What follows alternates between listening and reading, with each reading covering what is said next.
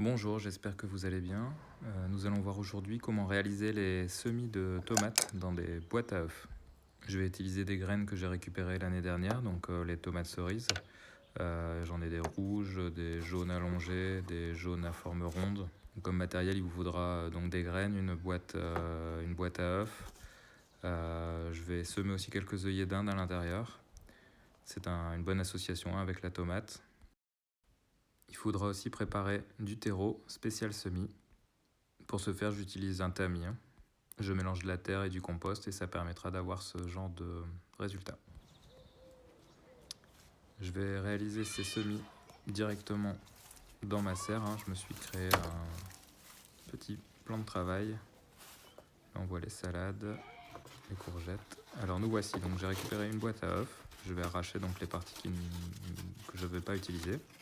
L'intérêt de la boîte à œufs, c'est qu'elle est biodégradable et qu'on pourra placer directement les plants une fois que les graines auront germé en pleine terre.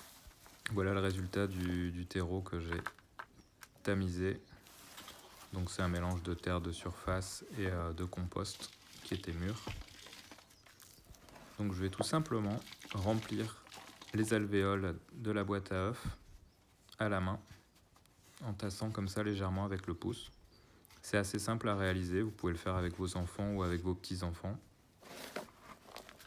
Vous prenez une poignée de terre, la terre doit être assez fine, et vous les étalez très facilement dans les alvéoles de la boîte à œufs. Pensez à tasser avec le pouce et enlever les gros morceaux s'il en reste. Le fait d'avoir une terre très fine, ça va permettre donc aux graines de tomates de germer facilement. Vous allez obtenir donc ce résultat. Il y a d'autres astuces pour semer les tomates dans des bouteilles en plastique ou dans des pots de fromage blanc. On en voit un là derrière. J'ai fait d'autres vidéos dédiées à ce sujet. Je vous mets un petit lien en raccourci si vous voulez les consulter. Avant de déposer les graines, je vais pulvériser de l'eau pour rendre la terre humide. Ça accélérera le processus de germination. Quand je vais déposer la graine, elle sera déjà donc imbibée d'eau. Maintenant, on va déposer 2-3 graines dans chaque alvéole. Les graines, je les ai récupérées sur les tomates de l'année précédente. Je vous mets un raccourci, une petite fiche pour accéder à la vidéo ou à l'article directement même sur le site sur comment récupérer ces graines de tomates. Mettez 2 ou 3 graines, pas plus, pas moins. Si vous mettez moins de graines, le risque c'est que aucune des graines ne germe et du coup vous avez des alvéoles vides. Si vous en mettez trop, vous allez avoir 3, 4, 5, 6 plants de tomates qui vont germer dans une alvéole alors qu'il ne faudra en laisser qu'un seul. Donc on enfonce légèrement avec le doigt la graine pour être sûr qu'elle soit en contact avec la terre.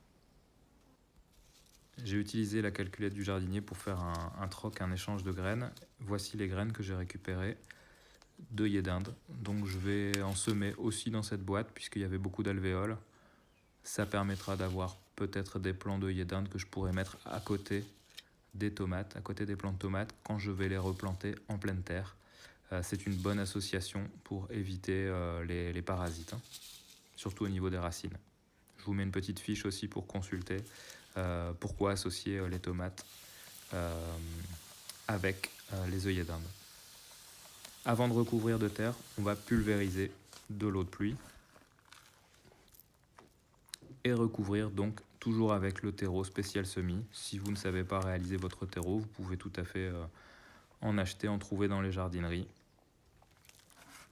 Mais en tout cas, il doit être très fin et humifère, c'est-à-dire qu'il doit bien conserver l'eau quand il est arrosé. On tasse avec le pouce. Pensez à vous abonner à ma chaîne sur YouTube. Ça vous permettra de recevoir une alerte. Je publierai une autre vidéo avec les résultats de ces semis. Voilà le résultat. Le petit plus, c'est de récupérer donc le couvercle pour solidifier la boîte à œufs. Pourquoi ? Tout simplement parce qu'avec les arrosages multiples, la boîte va commencer à se dégrader. Et puis là, ça vous permet donc de la ranger sur votre étagère et de noter aussi les graines que vous avez semées, les variétés de tomates pour vous y retrouver.